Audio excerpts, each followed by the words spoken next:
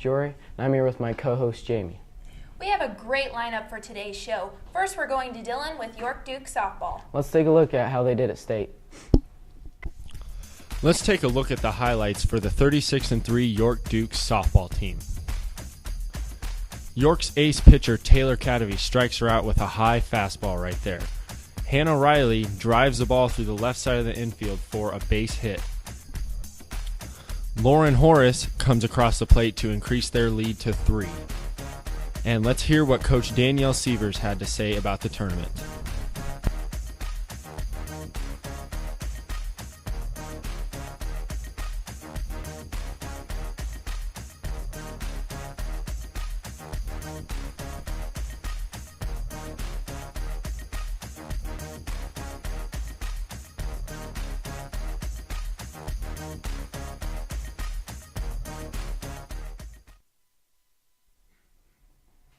Thank you, Dillon, for that update. Congratulations to York on getting second in state. Next, we're going to Thayer Central with their cross-country team. Jory, did you know cross-country runners are called harriers? A harrier? A harrier. It's pretty interesting, isn't it? Very interesting. Let's go over to Allie and see how they did. At the district cross-country meet last Friday, the Thayer Central boys and girls teams traveled to Fillmore Central. The girls team had 4 district medalers, with Bailey placing 4th, Rachel got 10th, Taylin placed 12th, and Shivani got 14th. Haley and Trini also ran in the meet. Overall, the girls team placed first, so they will advance to state. But not only did the girls team did well, so did the boys. They had 2 district medalers, with Adam placing 4th and Lanham 14th. Heath, Logan, Elijah, and Colin also ran for the boys. The TC boys placed 3rd as a team, which will send them to state as well, which will be held in Kearney next Friday. Thank you, Allie, for the update on Thayer Central's Harriers. Now let's go to Thayer Central's volleyball team. Do volleyball players have a cool name? I don't think so. Well, let's go to Lauren and find out. The Thayer Central volleyball team took on the Fairbury Jeffs recently. To start off the game, Lauren, number 1, passes it to number 13, Tasha, who sets it up for number 7, Kelsey, who hits a hard spike to the back row, scoring for the Titans. Then we have a nice short serve by number 13, Tasha, which forces a Fairbury error. Last, we have a serve to the back row by the Jeffs to number 5, Allie, who passes to the setter, setting it up for a back row attack by Kelsey. Thayer Central dominated the court by winning 3 straight sets for a victory. Thank you, Lauren. So, Jory, how was your football season? It was great. We had a record of 10-0, an undefeated season. Congratulations. That's pretty exciting. It was. Let's pass it over to Jay and take a look at the High Plains football team. The High Plains Storm are on a hot start as they started off 5-1. Let's see some football highlights from the High Plains and East Butler game that took place last Friday. The Storm were very effective on offense as senior Logan Fleming runs for a 10-yard touchdown on the quarterback keeper. The Storm also got the job done on defense as they tackle East Butler's running back for a loss of 3. Junior Jabe Warts jukes out many East Butler defenders and makes a big gain here. Warts also shows off his arm as he hits a receiver wide open downfield to put 6 points on the board. East Butler did well offensively, putting up 34 points, but their defense was no match for the high-powered High Plains offense. The Storm pulled away and won 76-34, bringing home a well-deserved win.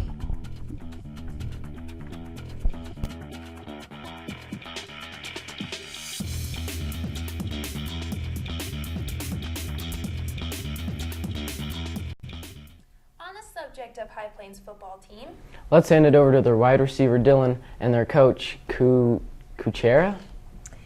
everyone just calls him Coach K. We're here with the offensive coordinator for the High Plains Storm. This year, the Storm have racked up 4,000 yards in 6 games, averaging 230 yards passing and 180 yards rushing, while averaging 55 points a game. Coach K, what do you attribute your success to? Well, I think the biggest attribute that we've got for our team is our athletes. We've got great athletes. A lot of great athletes have come through High Plains, and you know, the system that we've put together to put them in great spots is what we strive to do. How about you tell us a little bit about your system? Well, we run kind of a spread option system. We run lots of spread option. If anybody's watched Texas A&M, Oregon, those types of teams, that's kind of what we like to do. We like to spread out the defense and find the holes, find the mismatches, and put our athletes in the best position we can. So did Oregon take the offense from you, or did you take it from them? I'd like to think they took it from us, but I do a lot of watching on Saturdays, and I steal a lot of stuff also. So who are some of the stars that you rely on? Well, everybody has a role, and star-wise, our quarterback, we put a lot of pressure on our quarterback to make the right reads and find the right holes and the right mismatches. And, our wide receivers, we've got a wide receiver core that's 6 deep that we can rely on any one of those kids. We've got kids that are short and fast. We got kids that are tall and slow. And, we can go any route we want with that, and we've got running backs that can pound the ball when we need to. You've seen me run on the track, right? I'm pretty fast. If you think so. Whatever. Let's see. The playoffs are coming up soon. So what's the outlook for that? Well, the playoffs come up in about a week. We play next Thursday, first round of playoffs, and it's looking like we should get a pretty good seed. We should be seeded pretty high, and we should get after it. We've been rolling these last 4 games with wins. We should be able to roll into the playoffs and just keep that momentum going forward. Okay, well, thank you, Coach K, for your time, and good luck to the Storm. See you out on the practice field tonight. All right, see ya. Thanks. Thank you, Coach K and Dylan, for that update. We will now go to Tom, who's live over FaceTime with Coach Lonick from Thayer Central. Hey, what's up, Coach Lonick? How are you doing this morning?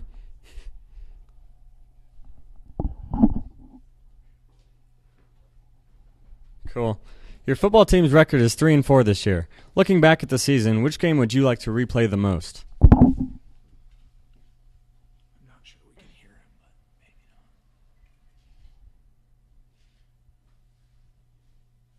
Capture audio. It's probably the game that we played, probably the poorest in all 3 areas. And if we could redo one, I would definitely redo the game with Fillmore Central. I agree. We know that your team has suffered from a lot of injuries this year. What adjustments have you had to make? Well, Tom, you're in one of the situations yourself where we've had to take guys and move them to different positions on Monday to get ready to play on Friday. Because we as a coaching staff have always decided we'll play our best 11 players. If that means moving a guy, we have to move a guy. And so we have multiple guys now that practice multiple positions. So if we do have an injury on Friday night or Thursday this week, we have that next guy ready to go, and we can replace and hopefully not lose as much when it comes to execution if we just threw somebody in there without having a lot of practice. Makes sense. The team is coming off a tough loss against Sutton last week. What do you think you need to do to get back on a winning track and compete against Hastings St. Cecilia this week? Well, I think for us, we definitely have to play well up front on our offensive and defensive lines to control the line of scrimmage, as St. Cecilia is a big physical team that likes to run the football. And if we can't stop the run, it could be a long night. But if we force them into 2nd and long and 3rd and long, then they become more predictable. We can do a few more things on defense to confuse their quarterback and hopefully put ourselves in a position to force a punt, get a sack, or create a turnover on 3rd down. To get the ball back in our offense's hands, which we did not do real well last Friday night, as we only ran 10 plays in the entire first half. The team has a guaranteed spot in the playoffs. What would be your ideal scenario for the first round? Well, no matter what, we'll have to go on the road. With the win on Thursday night, the highest seed we could get is a 9 seed. And so there's a multitude of different options that could happen, all depending upon who beats whom. And if a team gets pushed to the West bracket, we're guaranteed to be in the West. And so there's about 7 different scenarios that could affect where we play. But in theory, there's probably only 4 teams we could probably end up playing. Gotcha. Well, thank you very much, Coach. All right, no problem. Yeah.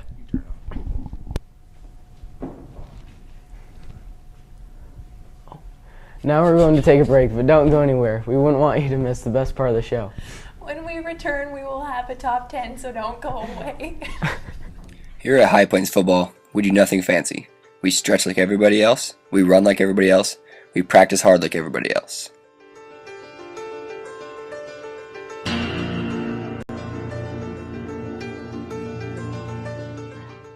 The quarterbacks at High Plains work extremely hard, battling for playing time day in and day out. But in the end, there can only be one. But it may come as a surprise to some fans. Yes, Lane has emerged as High Plains' starting quarterback. The other quarterbacks on the team were shocked by the decision. I've been watching Lane. He's been throwing a lot of balls lately in practice, and Thomas, Logan, Engel, and I, we've been working real hard, but we're nothing compared to him. We're just out of a job now. I mean, I guess I'll start filling up water bottles or something. Lane, he's kind of like Superman.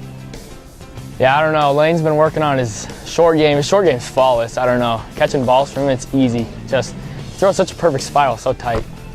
I don't know how he does it. His long ball, it could use a little work, but he's dedicated and he's getting to work on it. He knows he can do it.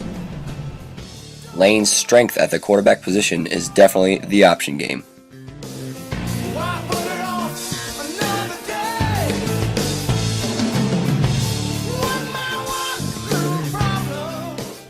Being a lineman, and if I know Lane's in the backfield, it makes my job so much easier. I mean, we don't even have to block. He can just improvise and make it work. He makes us look really good. Lane plans to continue to work on his footwork and his deep ball.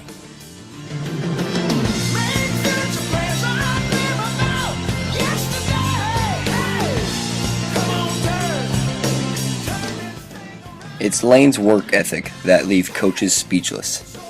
But it's his celebration moves that set him apart from the rest. When asked about his new quarterback, here's what Mr. Kuchera had to say. Lane's the total package. He's got everything. He's got what it takes to be the best, I guess. And he's going to take us places that High Plains has never been, I think. High Plains has truly found a diamond in the rut. Rough.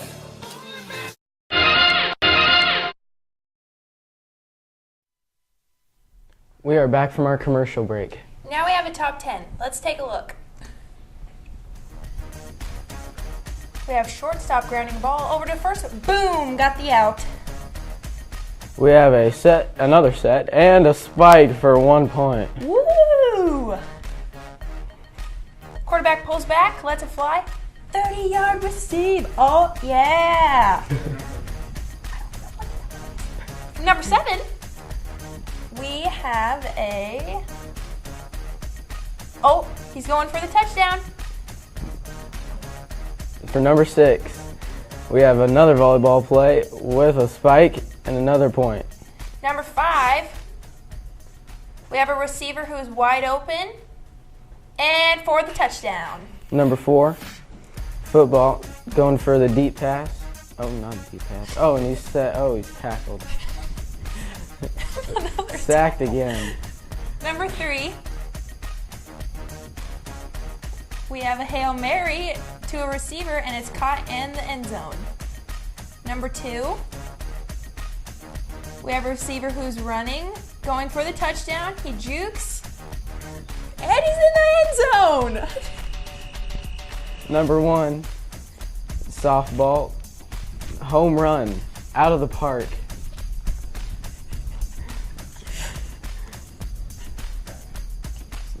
That's all we have for today's show. Thank you for tuning in. Make sure and tune in again for another edition of Striv Center. Thank you.